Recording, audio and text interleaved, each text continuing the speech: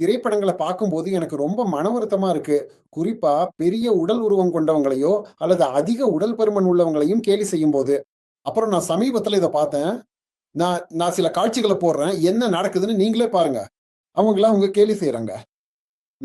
இது சில பாலிவுட் படங்கள், சில தமிழ் படங்கள், ஏன் ஆங்கில படங்கள்ல கூட அதிகமா இருக்கு. இது ஒரு வேடிக்கை, இது ஒரு நகைச்சுவை. யாரோ ஒருத்தரோட உடம்ப வச்சு நீங்க கிண்டல் பண்றீங்க. அது எனக்கு சிரிப்பா வரல. சர்க்கரை நோய் இருக்கிற ஒருத்தர பார்த்து நீங்க கிண்டல் பண்ணுவீங்களா? உயர் ரத்த அழுத்தம் இருக்கிற ஒருத்தர பார்த்து நீங்க கிண்டல் பண்ணுவீங்களா? ஒரு உறுப்பு இல்லாத ஒருத்தர பார்த்து நீங்க கிண்டல் பண்ணுவீங்களா? பண்ண மாட்டீங்க. ஆனா உடல் பருமனா இருக்கிற ஒருத்தர்னா, அது அது அது ஒரு நகைச்சுவை. உங்களுக்கு ஒண்ணு தெரியுமா? இது அந்த நபர மட்டும் பாதிக்காது. முழு குடும்பத்தையும் பாதிக்கும். இது நடக்கிறத நான் பார்த்துருக்கேன். அவங்க ஒரு படம் பார்க்கும்போது, நான் இத பார்த்துருக்கேன். ஏன்னா, நான் ஒரு குடும்பத்தோட உட்கார்ந்திருந்தேன். அங்க அப்பாவும், அம்மாவும் 2 பேருமே அதிக உடல் பருமனோட இருந்தாங்க. அவங்க எங்களோட எங்களோட குடும்ப நண்பர்கள். நாங்க ஒரு படம் பார்த்துக்கிட்டு இருந்தோம். அந்த பசங்க 4, 5ஆம் வகுப்பு படிச்சுட்டு இருந்தாங்க. அப்போ அந்த படத்துல உடல் பருமனா இருக்கிறவங்கள கிண்டல் பண்ற காட்சிகள காட்டும்போது, அங்க அமைதியா இருந்தது.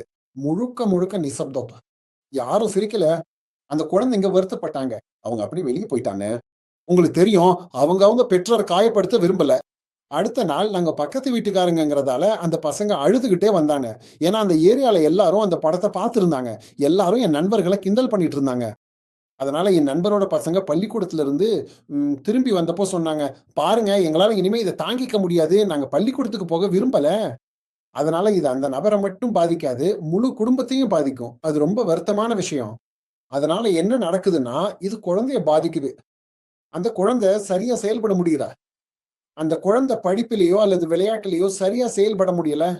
அந்த குழந்தை சமூக ரீதியா தனிமைப்படுத்தப்படுது. அந்த குழந்தை அதிகமா சாப்பிட ஆரம்பிக்கும். மன அழுத்தத்தால சாப்பிட ஆரம்பிக்கும். குழந்தை உடல் பருமன் அடையும். அப்புறம் என்ன நடந்துகிட்டு இருந்ததோ, அதையே தான் பின்பற்றும். அப்போ இதுக்கு யாரு பொறுப்பு? நாம இந்த சமூகம் தான் பொறுப்பு. உடல் எடை பிரச்சனை இருக்கிறவங்களுக்கு இந்த சமூகம் ஆதரவா இருக்கணும்.